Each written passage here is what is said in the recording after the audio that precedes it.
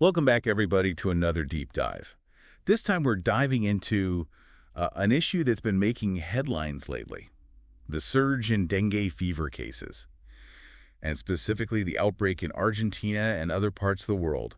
We're going to explore the fascinating and kind of creepy world of mosquitoes and how they contribute to this disease. So let's get right into it.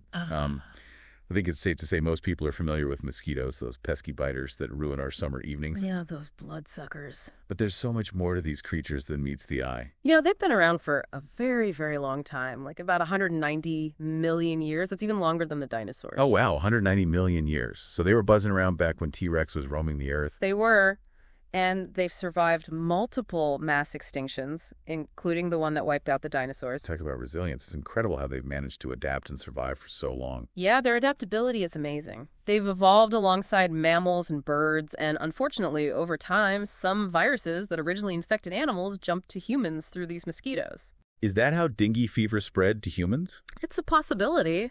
It's a process called zoonosis, and it's why mosquitoes are actually considered the deadliest animals on Earth. The deadliest animals. Really? I mean, I know they can be annoying and their bites are itchy, but I never thought of them as deadly. It's not the mosquitoes themselves that are deadly, but their ability to transmit diseases.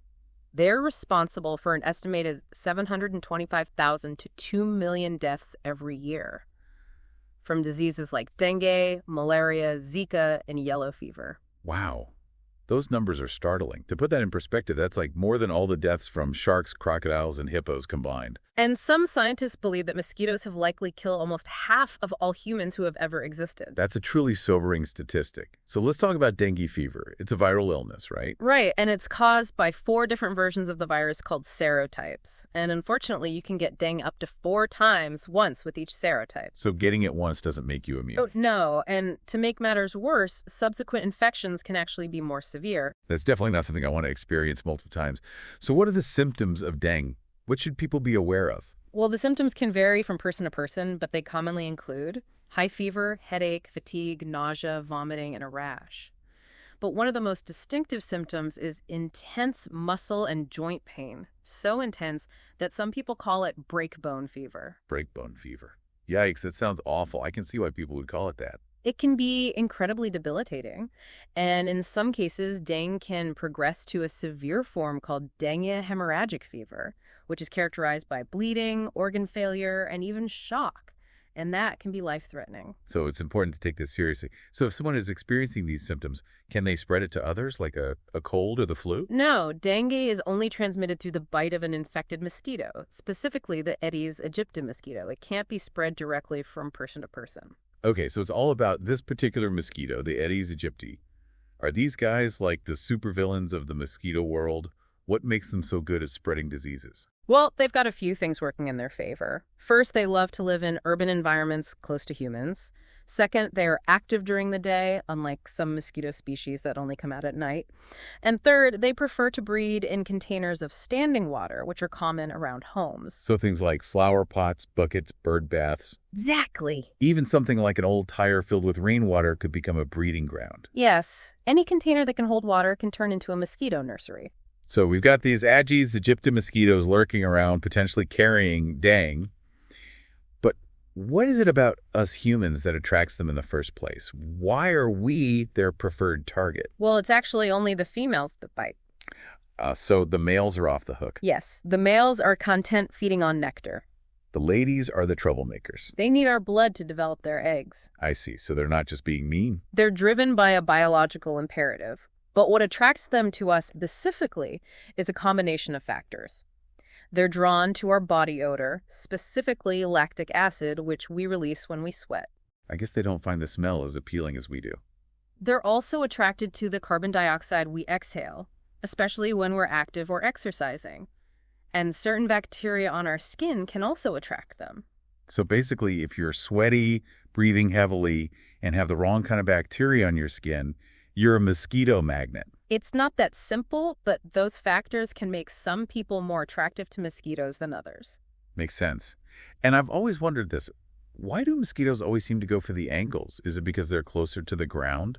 Actually, it's because our feet act as bacterial chimneys, releasing those tempting odors that mosquitoes find irresistible. Bacterial chimneys. That's a new one. Our feet tend to have a higher concentration of bacteria, which produce the odors that attract mosquitoes. Well, that's good to know. So we've established that mosquitoes are ancient, adaptable, and have a particular fondness for our blood. But let's focus on this current dengue outbreak and its impact on Argentina. We know it's the worst outbreak they've seen in recent years, but what are the numbers looking like? The numbers are pretty alarming. This year alone, there were 584,000 confirmed cases of dengue and 419 deaths in just the first 9 months. And that's in Argentina alone. Yes, and that's 5 times higher than the number of cases reported last year. Wow.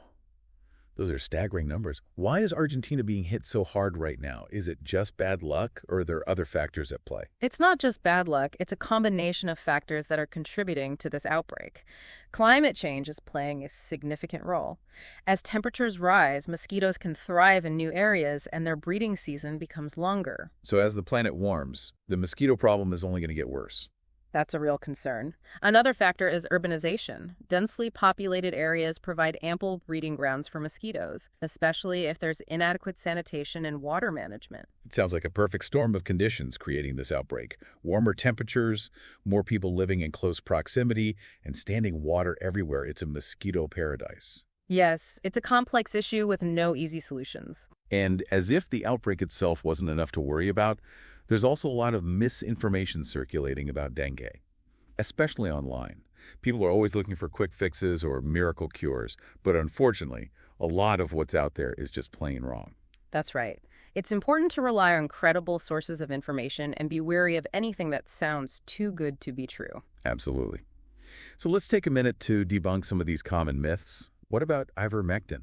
There were a lot of claims circulating that it could cure or prevent COVID-19, and I've seen some people suggesting it might work for dengue as well. Unfortunately, ivermectin does not cure or prevent dengue. There's no scientific evidence to support those claims. Okay, so ivermectin is a bust. What about this theory that Bill Gates is somehow behind this outbreak? I've seen that one floating around online as well. That's a conspiracy theory with absolutely no basis in reality. While the Bill and Melinda Gates Foundation has funded research into mosquito control, including a project involving genetically modified mosquitoes, these are targeted, controlled releases and have nothing to do with the current outbreak in Argentina. Okay, so no Bill Gates conspiracy here. And what about home remedies for repelling mosquitoes or curing dengue? Do things like vanilla extract, papaya leaves, or garlic actually work? Those are myths as well. There's no scientific evidence to support the effectiveness of those home remedies. So no quick fixes or miracle cures. If we want to protect ourselves from dengue, we need to rely on proven methods for prevention and protection. So let's talk about those. What steps can people take to protect themselves from dengue? What actually works? One of the most effective steps is to eliminate mosquito breeding sites around your home. Empty any standing water, no matter how small the container. So flower pots, buckets, tires, anything that can hold water. Exactly. It's also important to protect yourself from mosquito bites. Use insect repellent with DEETer or picaridin. Wear long sleeves and pants when possible.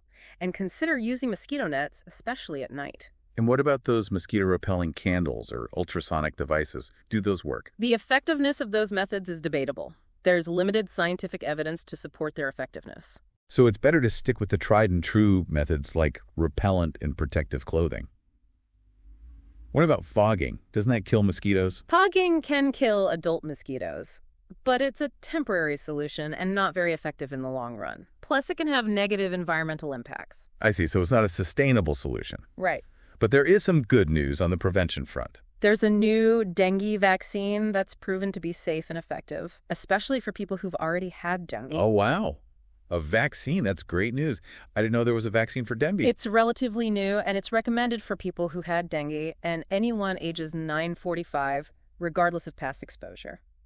So this vaccine could be a game changer in the fight against dengue. It could potentially save countless lives and reduce the burden of this disease. This is all really fascinating stuff. We've learned so much already about mosquitoes, dengue, and the challenges we face in controlling this disease. But there's still so much more to explore, like the history of dengue and how it arrived in the Americas, and the fascinating story of how Argentina was once declared free of the Aedes aegypti mosquito, but then it made a comeback. It's a story that highlights the importance of vigilance and ongoing mosquito control efforts. Even when we think we've eradicated a threat, it can reemerge if we let our guard down. Absolutely. So stay tuned, because we're going to dive deeper into these topics and more right after a quick break. It's a fascinating and, as you said, kind of troubling story. Both mosquitoes and dengue arrived in the Americas sometime in the 1600s, most likely on ships involved in the transatlantic slave trade. So these tiny terrors crossed the ocean on slave ships. It's incredible how something so small can have such a huge impact. Yeah, it's a reminder that disease doesn't discriminate and can spread rapidly through global trade and travel. And the arrival of the Aedes aegypti mosquito in the Americas had a devastating impact, with the first dengue-like epidemics recorded in the French Antilles in 1635 and in Panama in 1699. It's hard to imagine what it must have been like back then, facing these outbreaks without the medical knowledge and resources we have today. Absolutely, it must have been terrifying. And dengue continued to spread. The first clinical records of the disease were documented in 1779 on the island of Java in Indonesia. Indonesia, so it was already spreading across the world at that point. It was. And just a year later, in 1780, there were reports of dengue in Philadelphia in the United States. So both sides of the world were being affected by this disease. When did scientists first start to understand the connection between mosquitoes and dengue? Well, in 1881, a Cuban doctor named Carlos Juan Finlay first suggested that the Aedes aegypti mosquito might be responsible for transmitting the disease. That must have been a major breakthrough at the time. It was a huge step forward in understanding how dengue spreads, but it wasn't until 1943, during a dengue epidemic in Nagasaki, Japan, that scientists were actually able to isolate the dengue virus. So it took over 60 years to go from suspecting the mosquito to actually identifying the virus. Yeah, science can be a slow and painstaking process sometimes. But once they identified the virus, it must have opened up new avenues for research and treatment, right? It did, but dengue is a complex virus, and developing effective treatments and vaccines has been challenging. And even with all the knowledge we've gained about dengue and mosquito control, we're still seeing these outbreaks. Like the current one in Argentina, which is one of the worst they've had in years. They even had a national surveillance program in place and were declared free of Aedes aegypti at one point, right? They were in 1965.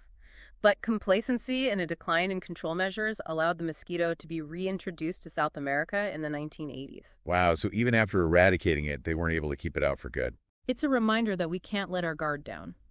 Constant vigilance and sustained effort are needed to keep these mosquito populations under control. Absolutely.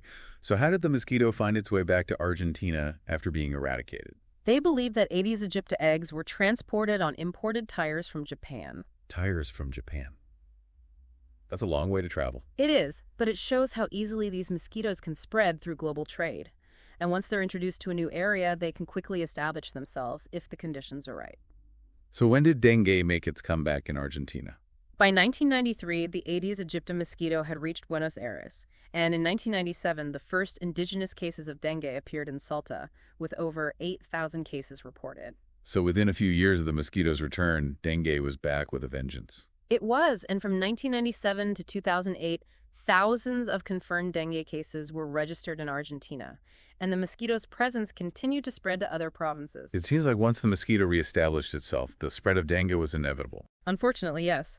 And in 2009, indigenous viral circulation was reported for the first time in Catamarca and Chaco, followed by a significant outbreak in 2016 that extensively affected the province of Buenos Aires. And now, as we've discussed, we're seeing the worst outbreak in recent history. It's a sobering reminder that dengue remains a persistent threat, even with all the knowledge and tools we have to combat it. But this isn't just an issue in Argentina. We're seeing a global surge in dengue cases. What factors are contributing to this worldwide increase? Climate change is a major factor. As temperatures rise, mosquitoes can thrive in new areas, and their breeding season lengthens, giving them more opportunities to reproduce and spread diseases like dengue. So as the planet warms, we're likely to see dengue spread to new regions. That's a very real possibility. We also have to consider the impact of urbanization. As cities grow rapidly, they often lack adequate sanitation and water management, which creates ideal breeding grounds for mosquitoes. So it's not just about climate change. It's about how we're developing and managing our urban environments. You're right. And then there's global travel and trade. Mosquitoes can easily hitch rides on ships, planes, and even in luggage, spreading to new regions. Once they establish themselves, they can spread rapidly in densely populated areas. So it really is a global issue that requires a global response. We're all interconnected, And the actions we take in one part of the world can have consequences elsewhere. Absolutely. We need international cooperation and a coordinated effort to address this challenge effectively. We've talked about traditional methods like insecticide spraying and eliminating breeding sites. But are there any new or innovative approaches being developed to combat dengue? There are some really promising developments in mosquito control. One of the most exciting areas of research involves using Wolbachia bacteria. Wolbachia bacteria, I've never heard of that. It's a type of bacteria that naturally infects many insects, including some mosquitoes. But here's the interesting part. Wolbachia doesn't naturally infect Aedes aegypti mosquitoes, the primary vector for dengue. So how can this bacteria help control dengue if it doesn't even infect the mosquitoes that spread it? Scientists have found a way to introduce Wolbachia into Aedes aegypti populations. And when they do, it can actually block the transmission of dengue virus. Wait, so by infecting the mosquitoes with another type of bacteria, we can stop them from spreading dengue? Exactly. It's kind of like fighting fire with fire. How does that work? Does the Wolbachia kill the dengue virus? We're still learning about the exact mechanisms, but it seems that Wolbachia competes with the dengue virus for resources inside the mosquito, making it harder for the virus to replicate and spread. So it's like a biological weapon against dengue, but one that doesn't harm humans or the environment. Exactly, and it's showing real promise in field trials. Are there any concerns about releasing Wolbachia-infected mosquitoes into the environment? Could it have unintended consequences? That's a valid concern, but extensive research has shown that Wolbachia is safe for humans and other animals. It's already present in many insect populations and doesn't pose a threat. So it's a naturally occurring bacteria that we're essentially harnessing to fight dengue. And how is this Wolbachia method being implemented? Scientists release Wolbachia-infected mosquitoes into areas with high dengue transmission. These mosquitoes mate with wild mosquitoes, passing the bacteria on to their offspring. And over time, a significant portion of the mosquito population becomes infected with Wolbachia, which reduces the spread of dengue. It's like a domino effect. Once you introduce the Wolbachia, it spreads through the mosquito population on its own. Exactly. It's a self-sustaining system. Are there any real-world examples of this method being successful? There have been successful trials and implementations in several countries, including Australia, Indonesia, and Brazil. In some areas where Wolbachia-infected mosquitoes have been released, dengue cases have dropped dramatically. That's incredible. It sounds like a real game changer in the fight against dengue. Are there any other innovative approaches being explored? There are. Another area of research involves genetically modified mosquitoes. Genetically modified mosquitoes, what does that entail? One approach involves releasing male mosquitoes that have been genetically modified to carry a lethal gene. When these modified males mate with wild females, their offspring inherit the gene and die before they can reproduce. So it's like a genetic self-destruct button for mosquitoes. That's a good way to put it. And this method has shown promise in reducing mosquito populations. It's fascinating how scientists are using cutting-edge technology to tackle this age-old problem. It is, and it shows the power of innovation in public health. But I imagine there are ethical concerns surrounding the release of genetically modified mosquitoes. There are, of course. Anytime we're talking about genetic modification and releasing modified organisms into the environment, we need to be extremely cautious. These projects are subject to rigorous scientific and ethical review processes to ensure safety and minimize risks. That's good to know. It's important to have those safeguards in place. What other high-tech tools are being used in the fight against dengue? Researchers are developing sophisticated mosquito surveillance technologies, using traps that use cameras and artificial intelligence to identify and track mosquitoes in real time. Wow, so we're talking about high-tech mosquito surveillance. We are. These traps can differentiate between different mosquito species, including the Aedes aegypti that transmit dengue. So they can target the specific mosquitoes that pose the biggest threat.